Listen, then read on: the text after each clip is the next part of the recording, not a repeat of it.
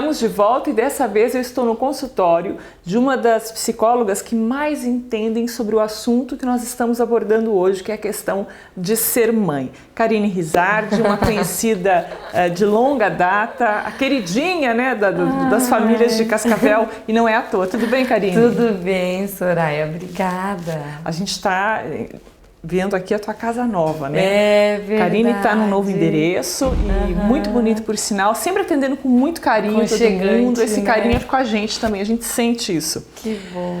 Karine, esse tema a gente geralmente aborda nessa data, mas é uma situação que se prolonga no dia a dia das pessoas, né, das famílias. Por que as mulheres sofrem tanto tentando encontrar a perfeição nessa missão de ser mãe? Por que essa agonia de não conseguir ser a mãe perfeita paira sobre a gente o tempo todo? Eu acho que justamente porque a gente não consegue ter um parâmetro concreto de você entender se você está acertando ou errando na hora que você está educando o teu filho. Até porque, Soraya, imagino que, por exemplo, a gente só vai ter uma noção real se a gente fez um bom papel um tempo médio aí, depois de uns 10 anos que você está educando o teu filho continuamente, né, nas regras e nos limites e no afeto que ele precisa, sabe? Então, às vezes, você não tem noção se você está acertando como mãe de filho pequeno. Você vai ter essa noção na adolescência, né? Às vezes, uma mãe de adolescente vai ter essa noção de como ela foi como uma mãe de adolescente, às vezes na fase adulta desse filho, né? Então, os resultados, eles são muito a longo prazo, não é uma coisa concreta, tá ali, fez um drive-thru, que você entra, pede um número 3, ele te dá ali na hora, então não, esse parâmetro, ele vem ao longo do tempo. E ao mesmo tempo, Soraya, eu acho que não é bom também que nós mães fiquemos ausentes da ideia de não sofrer por causa disso. Porque é muito fácil, hoje tá tudo muito simples, vamos tirar a culpa de uma maneira que as mães não entendam, tipo assim, tá bom ser assim, vamos continuar dessa forma, né? Eu entendo que tirar a culpa, em geral não sofrer, faz com que também as mães se acomodem no trabalho de mães. Elas precisam ter uma noção de que o trabalho delas é importante e contínuo, senão a atenção delas se volta muito para outras coisas na vida, sabe? Essa observação é importante. Agora, muitas vezes a gente se preocupa em direcionar a educação dos filhos de acordo com o que a gente recebeu, né? Ou vivenciamos com nossos pais. Essa receita é obrigatoriamente válida? Não. Então, primeiro ponto que a gente tem que entender, quando um casal, falando um pouquinho, a gente tá falando de mãe, mas eu vou ter que ir um pouco para a vida do casal. Quando o casal ele se casa, eles vão construindo hábitos diferentes. Se o casal não trabalha isso antes do casamento, Soraya, eles tendem a ficar semelhantes ao perfil ou da família de origem do marido, certo, ou tende a pegar um perfil um pouco mais semelhante da família de origem comum, né, da mulher. Exatamente. Então, e o casal não sabe disso, ele erra sem saber que ele pode fazer diferente.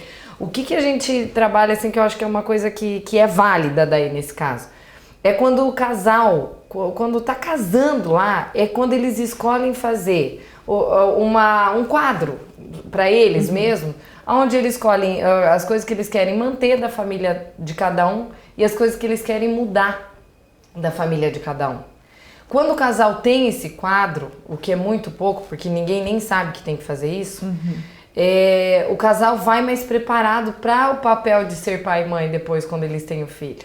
E é nessa hora que o filho vem que eu preciso escolher que regras que eu quero manter e que regras que eu quero não manter da minha família, sabe? Perfeito. Hábitos. Então não é válido a gente tem que precisar, a gente tem a inteligência, né?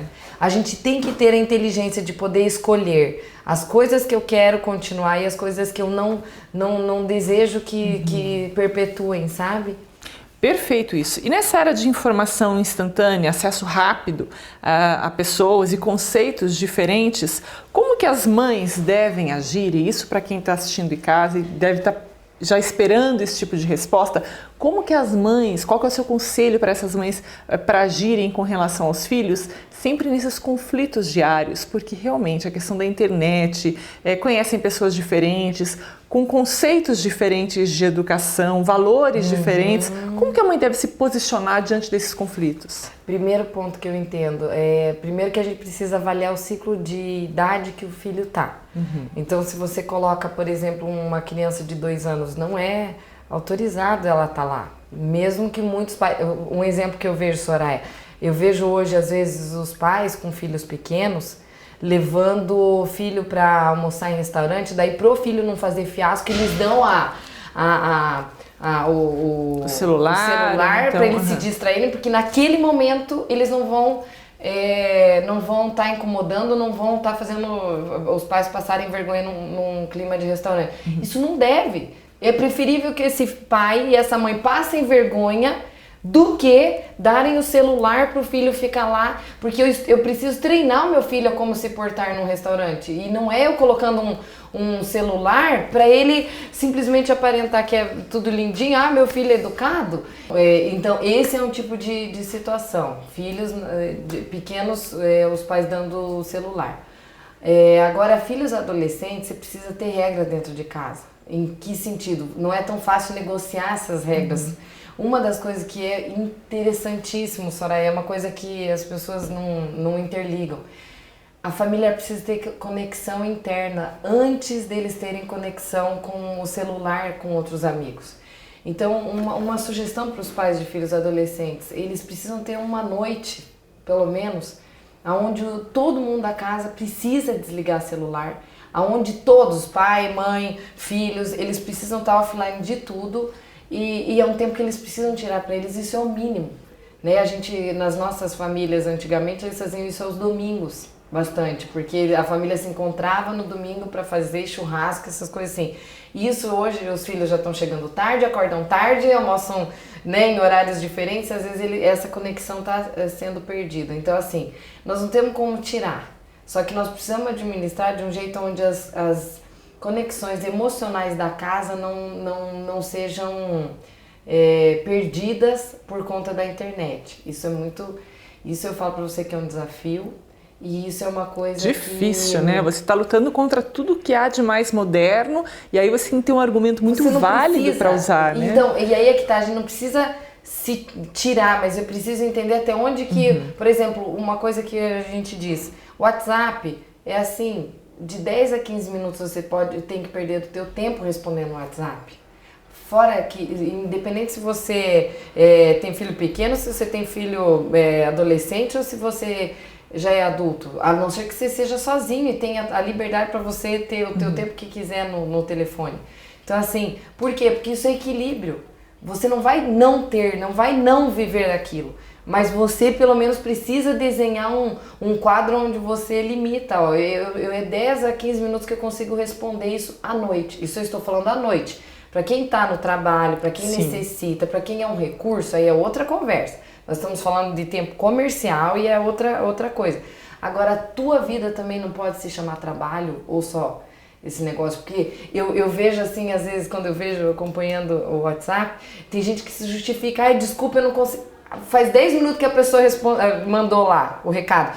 Aí as pessoas até elas se sentem cobradas, justificando, me desculpe que eu não consegui responder agora, porque eu estava fazendo tal coisa. Viu? Você não precisa se desculpar por ter vida, concorda comigo? Claro. Faz 10 minutos que a pessoa mandou, você não tem que ter essa disponibilidade o tempo inteiro pro mundo, porque não é tanto assim. O mundo não precisa tanto da gente. Karine, eu queria que você deixasse um recado para as mães que se angustiam muito no dia a dia, achando que poderiam ser muito melhores como mães, né? Não existe mãe perfeita, mas existem milhões de maneiras de tomar a decisão certa em alguns momentos da vida. Para essas mães, eu queria que você deixasse um recado especial.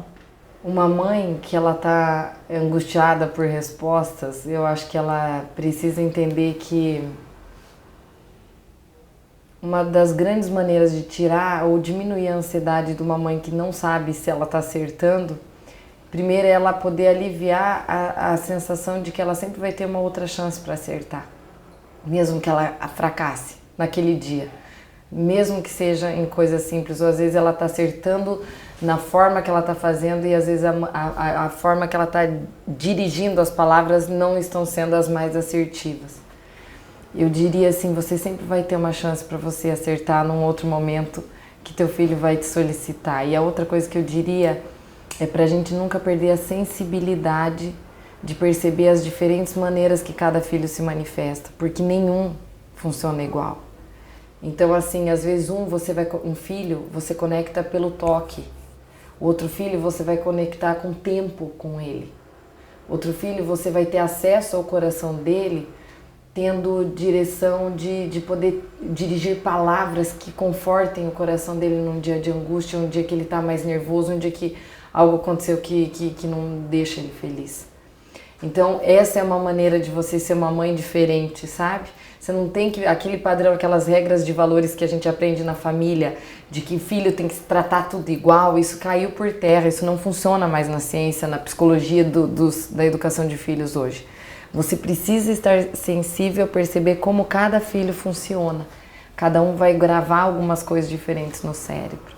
Eu diria isso para aquelas mães que estão angustiadas, tentando acertar. Perfeito, Karine. Obrigada por sua participação nesse especial do Dia das Mães e parabéns para você que é uma mãezona de 3 meninas lindas, tá? De nada, Soraya, imagina.